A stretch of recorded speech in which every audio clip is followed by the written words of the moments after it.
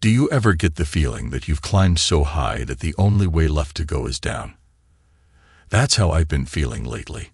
Stuck atop some mountain with only a rough downhill path ahead. The view isn't even nice anymore. Just fog or dark clouds in every direction I look. It just leaves me feeling lost and sad. It wasn't always like this, or at least not when I had Marianne. I thought she was the best thing to ever happen to me. And maybe she was for a while. Now that she's gone, just when I thought I had finally made it, I find myself back where I started, alone. Losing her wouldn't be so bad if I didn't always end up back on these damn mountains whenever I fall. I initially encountered Marianne, though she preferred not to be called Mary, at a fundraiser for wildlife preservation in Seattle early in the spring. At that time, I was a young biologist, relatively attractive, and had recently graduated, working for the National Park System in the northern Cascades of northern Washington state. My expertise lay in bears, and I gave a brief presentation at the fundraiser about the new Recovery Area project, aimed at facilitating the resurgence of the highly endangered grizzly bear population in the southern 48 states. While they thrived in Alaska, their presence south of Canada was scant. Not everyone embraced the notion of an 8-foot-tall apex predator residing near their backyard, potentially lurking around campsites during hiking, fishing, or skiing trips.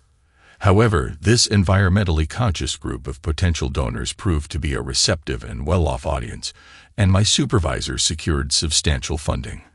I received commendation and accrued some favor, earning a gold star in my personnel file that read, "During budget allocations, they tend to favor a competent scientist who also possesses social graces and is willing to occasionally don a suit over a more brilliant but difficult colleague who protests vehemently against engaging with the public." While fieldwork might be the enjoyable part, the true essence of our work lies in garnering public support and the necessary funding behind the scenes to sustain our efforts. The evening brought success on various fronts. I acquired the phone number of an exceptionally appealing young blonde, fresh out of college, studying art history, and already weary of the local social scene. She seemed to view a rugged young field biologist complete with a scruffy beard as an intriguing and romantic character. She possessed qualities that contrasted sharply with mine. She was assertive to the point of aggression, exceedingly wealthy, and thoroughly disinterested in everything and everyone around her, largely due to her short attention span. In essence, we had little in common, yet that didn't hinder us from enjoying each other's company for a while, particularly in the bedroom.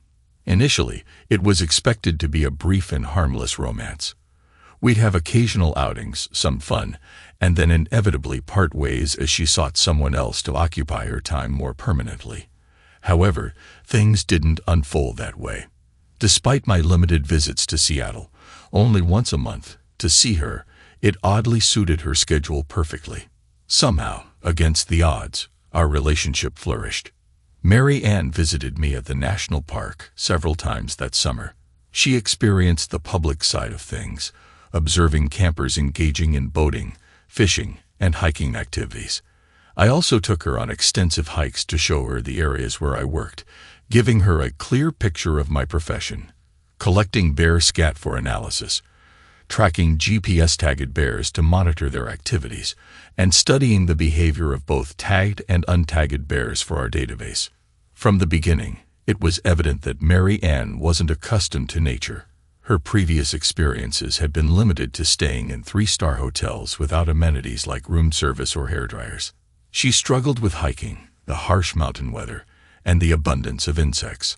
I hoped that exposing her to the reality of my less glamorous job would dispel any romantic notions she had about it, but it didn't seem to make much of a difference.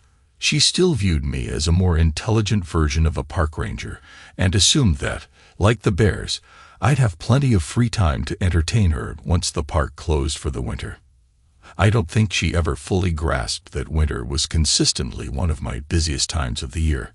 I'd be immersed in processing 6 months' worth of bear waste, charting nutritional data, cataloging film, and transcribing behavioral observations, not to mention enduring weeks of trekking in harsh winter conditions, scaling icy mountains, and meticulously documenting the hibernation sites of every GPS-tagged bear in the entire park. I'll admit, I was somewhat tunnel-visioned too. I love my job, but her genuine appreciation for it added an extra layer of excitement. Recognition is scarce in my field, so her support and partial comprehension meant a lot to me. It seemed like none of her other affluent friends did anything truly meaningful with their lives. Sure, they donated to trendy eco-causes like the Recovery Project, but I was actually out there, actively making a difference, not just paying lip service. I knew I wouldn't become wealthy, and I was convinced that this was ultimately how her social circle judged success or failure. Despite her romantic ideals, one day she would realize I was a failure in life. I would eventually be labeled a loser in her book, and that sense of failure would become a permanent part of my life, driving her away. Despite all odds and against everyone's better judgment, Mary Ann and I tied the knot that August. She had the grand church wedding that probably cost more than my annual salary, yet it wouldn't dent her father's discretionary spending. Afterwards, we hosted a more intimate reception in the park for the rangers and park staff. Following that, we embarked on a 2-week trip to the Caribbean, where we both suffered from severe sunburns, endured food poisoning, and lost my prized Nikon digital camera to a thief. Despite these mishaps, it was still the most enjoyable time of my life. Unbeknownst to me at the time, Mary Ann was under immense pressure from her family to marry someone. Anyone. A significant portion of her substantial family trust fund was contingent upon her marrying before the age of 25, a condition set by her conservative aunt who disapproved of unmarried, independent young women.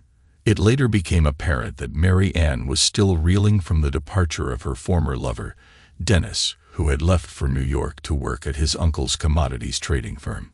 Only later did I realize that Dennis, not me, was Mary Ann's true love.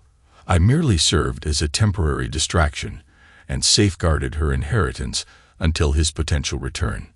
Our honeymoon represented the apex of our marriage.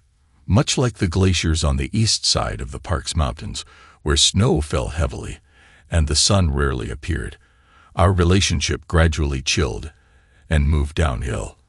I believe Mary Ann expected to socialize with the wives of the park rangers and other seasonal staff while I was away at work for several days at a time.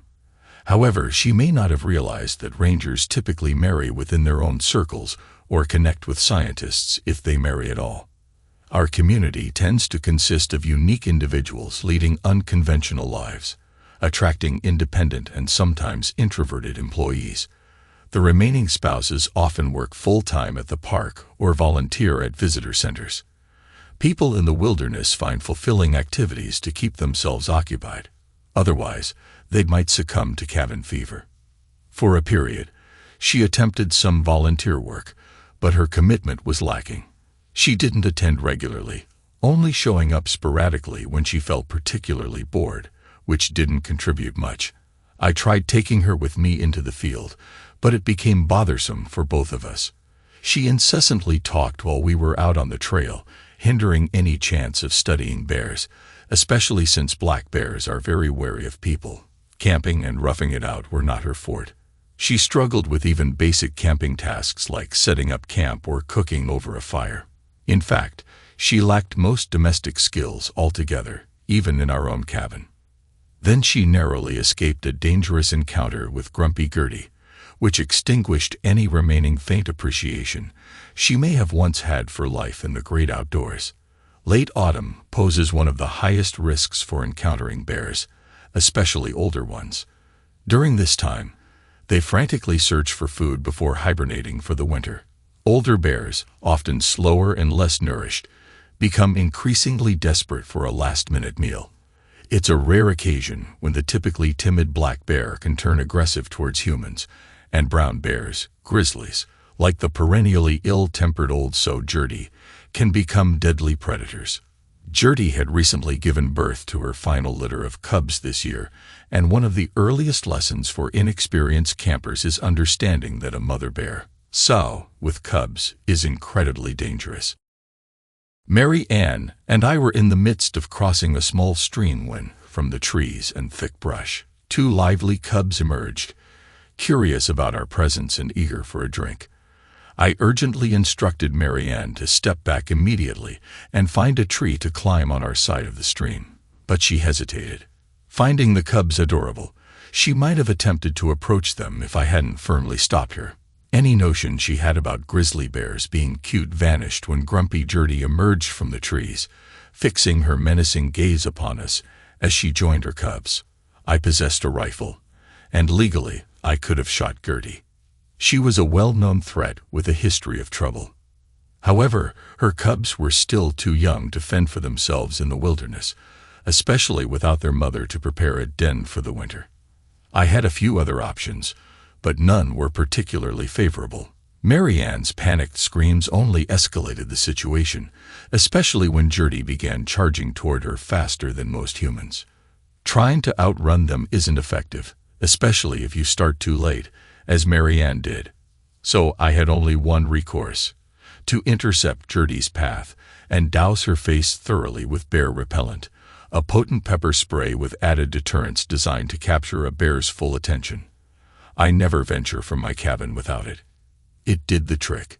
Gertie reacted poorly to the spray, swiping at me with a force that could have been fatal had I still been upright. Instead, I dropped to the ground. Playing dead, the only sensible response when a bear approaches closely.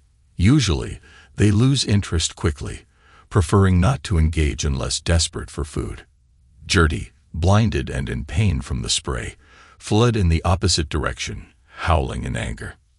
Mary Ann never forgave me and seldom ventured far from the safety of the park's living quarters thereafter. It was a harsh and lonely winter, both inside and outside the cabin. By the time spring arrived, our relationship remained frosty, and Mary Ann had spent the long winter mostly drinking and sulking right from the moment she woke up. Despite the poor TV reception in our area, even the new satellite dish barely provided her with any distraction. As early summer approached, she began spending more time back in Seattle, resuming her usual socializing on the cocktail circuit. By autumn, I was lucky to see her 3 or 4 days a month, and our intimate life had dwindled to nearly nothing.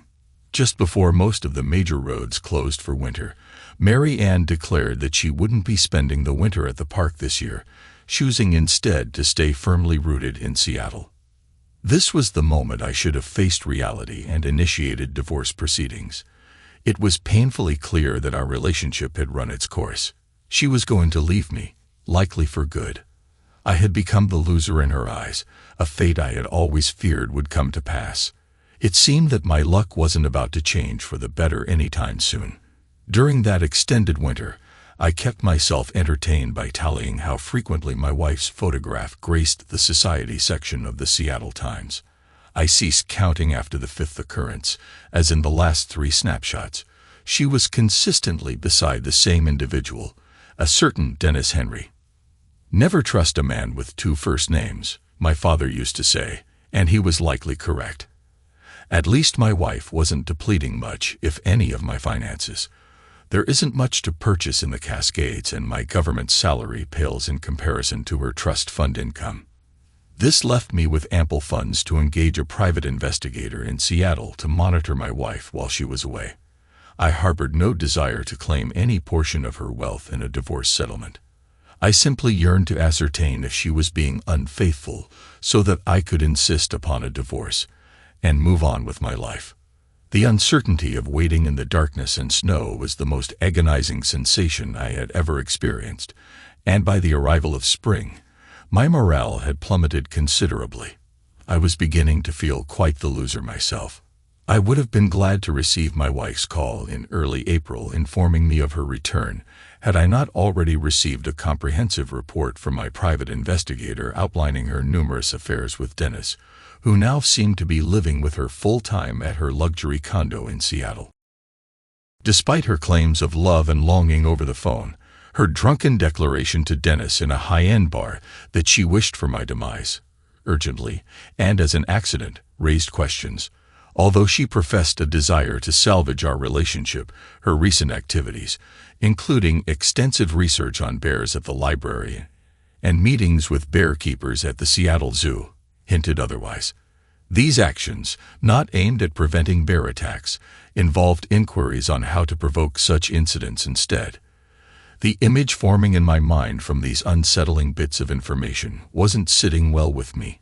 My PI had reached a similar conclusion, but the law enforcement agencies we approached basically said they couldn't intervene until Mary Ann made a concrete attempt to harm me. Why did Mary Ann suddenly want me dead, preferably in a freak bear encounter? What was driving her? I was more than ready, even eager, to divorce her on almost any terms. That was the first thing I asked her when she reappeared in my life. Do you want a divorce? I'm ready to give it to you. No fuss or trouble. I won't take a penny of your money. You're clearly not happy in this life, and we're both just making each other miserable. We're both wandering blindly in this mist atop a mountain, where all paths lead downward, some more treacherous than others. Some are so perilous that it's just a matter of time before we tumble straight off a cliff. But there's one path that's relatively safe and straightforward, and it's called divorce. It might not be a joyful path, but it's a stable and secure one that will eventually lead us both back home to start ascending again some other day. That's the path before us now. So why don't we just take it? The situation was somewhat complex, but I had been tuned into the local country music station all morning, feeling a tad poetic and nostalgic. I was offering her an opportunity for a peaceful separation, devoid of bitterness, legal battles, and hopefully violence. I pleaded with her silently to agree to the settlement and let go of any other plans she might have had for her freedom. For a brief moment, I thought I had persuaded her. She hesitated and deliberated for a while, but ultimately stuck to her predetermined course, attempting to convince me of her love, albeit mostly avoiding direct eye contact. She was a terrible liar, yet I pretended to entertain the idea of reconciliation. We even engaged in intimate relations for the first time in months. It was surprisingly satisfying, but ultimately built on falsehoods. I remained vigilant, keeping a close eye on my surroundings and possessions, but it wasn't quite enough.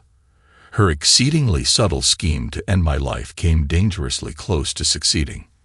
I didn't have to wait long for my accident to happen, but it unfolded in an unexpected manner. From my professional knowledge, there was no such thing as a bear attractor, besides the scent of fresh meat. So unless I stumbled upon some bloody steaks in my pack, I figured I could easily avoid that particular problem. Hunting is strictly prohibited in our national park, so I could confidently dismiss the possibility of a hunting accident or being mistakenly shot. Such an occurrence would be highly unusual and would prompt a thorough FBI investigation, a perk of being a government employee. I was primarily concerned about sudden damage to my climbing equipment, as falls from the steep mountains in this area are not uncommon. However, her planned accident for me took an unexpected turn. If you were to compile a list of 100 innocent and useful items for a hiking or skiing trip, it's likely that plain chapstick would make it onto everyone's list. According to some common beliefs in urban legends, bears are attracted to its smell, possibly due to the high beeswax content. On my first day out since Mary Ann returned, I unexpectedly encountered a record number of bears. This might have been because Mary Ann had generously applied about 200 tubes of chapstick all over my backpack, jacket, and boots, though I couldn't detect any scent myself. Regardless, I unwittingly attracted every black bear within miles. Encountering bears in April was not uncommon, as they emerged from hibernation, hungry, and forage extensively. Even typically shy black bears become more tolerant of people during this time. These particular bears seemed unusually tolerant of my presence, often approaching much closer than usual. While older bears may have recognized my scent and categorized me as harmless, not worth eating, it appeared that all of them took a special interest in me. Fortunately, despite their curiosity, none attempted to determine if I was edible. I hadn't given it much thought until Grumpy Gertie tracked me down. In her twisted mind, I was probably labeled as extremely annoying, possibly delicious, and worth investigating soon. Gertie caught wind of me and decided today was a good day to settle some old scores. She cornered me not far from my cabin, near a small clearing along a trail with a steep rocky outcrop on one side and a rough, nearly vertical slope on the other. I didn't fancy my chances of scrambling down that slope. It would be more like a controlled fall. I figured a good dose of bear repellent might improve Gertie's disposition. But there was a hitch. My can, which should have been full, was now completely empty. Now it was time to hunker down and hope for the best. My rifle was slung over my shoulder, but there was no time to even consider using it. I curled up into a fetal position, shielding my head and avoiding eye contact with the enraged bear as much as possible. Playing dead usually does the trick, and it did this time too, mostly because there was something enticing about my backpack. It seemed she wanted that as her first course. Gertie had a lot of fun at first, pounding my motionless body and trying to rip the backpack off my shoulders. I had to move carefully, but I managed to free my hands from the straps just enough for Gertie to completely rip off my backpack with a few more blows and throw it down a steep, almost sheer slope.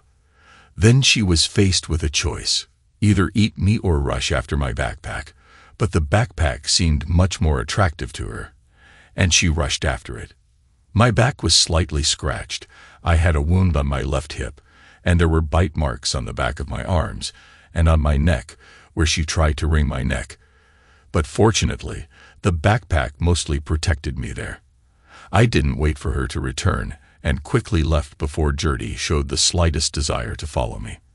I stopped to take a refreshing bath with ice water to wash off any remaining odors and treat my foot, although I suspected that whatever fragrance was used for labeling, it was mostly on my backpack.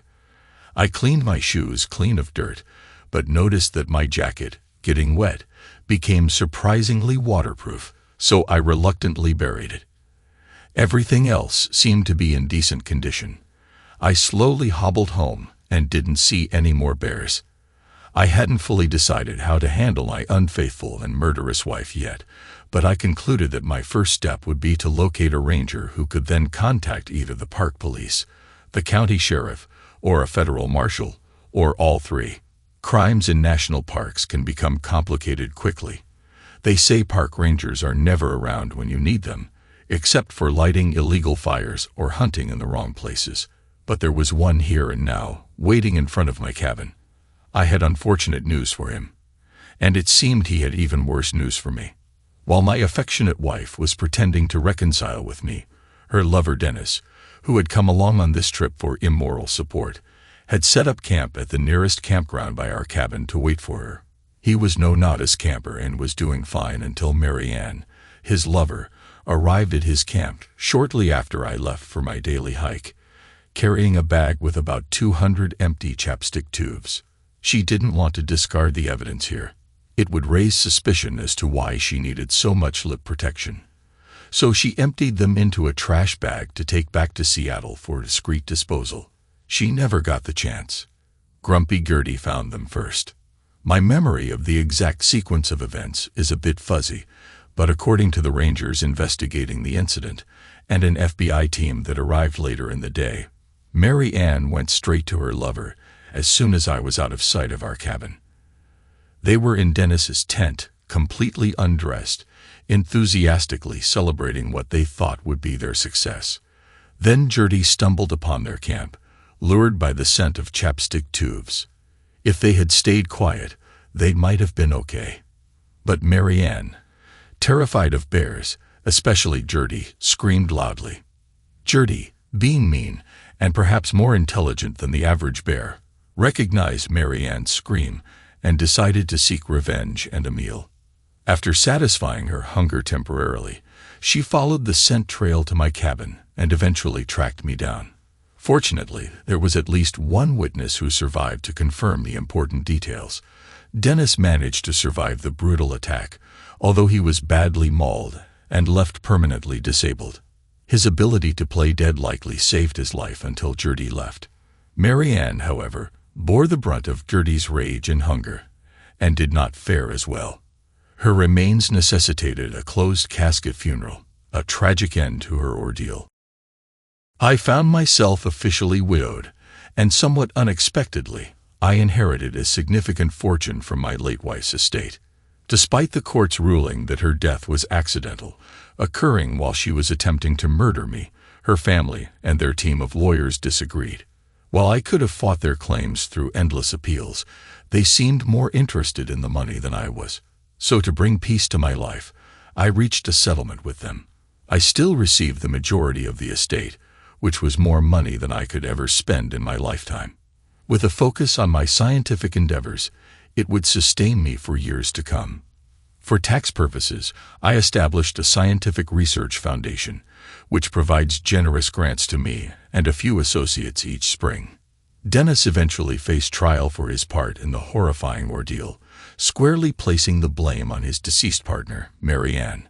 However, the jury didn't sympathize much with the now wheelchair-bound man as he might have hoped. Nonetheless, he did reveal the elusive motive behind the crime: money. Mary Ann's late aunt strongly opposed divorce, and her estate stipulated that if Mary Ann divorced within 7 years of marriage, she'd lose half her trust fund. Initially willing to wait, Mary Ann changed her mind when Dennis returned early to Seattle. Together, they orchestrated a plan for an unfortunate accident involving me. Dennis received a stiff initial sentence of 20 years to life, but his affluent family's resources and political connections led to numerous appeals, resulting in him serving only about 7 years before release. However, justice, as far as I was concerned, was served. Gertie ensured that Dennis would spend the rest of his life in a wheelchair, bearing the scars of his once handsome appearance. I was satisfied. Justice had been served in my eyes. Dennis didn't get to enjoy his newfound freedom for long. He tied the knot with an attractive young blonde from a respectable family, but with limited finances. She was quickly labeled a gold digger, so when Dennis's wheelchair mysteriously ended up in the backyard pool leading to his drowning, society wasn't too surprised. His devastated wife, who had been his caregiver, suddenly found herself wealthier, thanks to his assets and a hefty life insurance payout. Almost immediately, she reunited with an old flame, and they're now living it up on a yacht in Florida. Sometimes karma works swiftly. As for Gertie, her days were numbered, and she had her final meal. While I had intended to handle the hunt myself, that's what rangers are for. Besides, I was still recuperating in the hospital, undergoing observation after receiving numerous stitches. Despite being a clear violation of park rules and regulations, Gertie somehow ended up adorning my cabin's living room floor as a rug, purportedly classified as an antique on forged paperwork, thus circumventing the Protected Species Act. Though no one owned up to the deed, the guilty expressions on the rangers' faces suggested they were all accomplices. It seemed nobody was particularly fond of Gertie or Mary Ann, and most were probably relieved. It's comforting to have supportive friends. I didn't stay a contented widower for too long. The following spring, a new young female biologist with a particular interest in bald eagles joined us, and we immediately hit it off. A year later, I proposed to her a top-mount challenger, and she instantly said yes. Now we spend all our time together in the fields, hills, and mountains. Her eyes scan the sky and mine focus on the ground. We make a formidable team.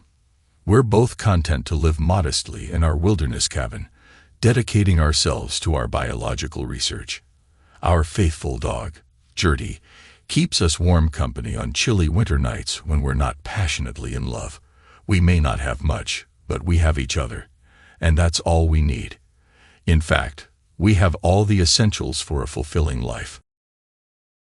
Thanks to everyone who took the time to listen to today's stories. If you enjoyed it, please consider liking and subscribing if you haven't already. Feel free to share your thoughts on the events in the comments below. Take care.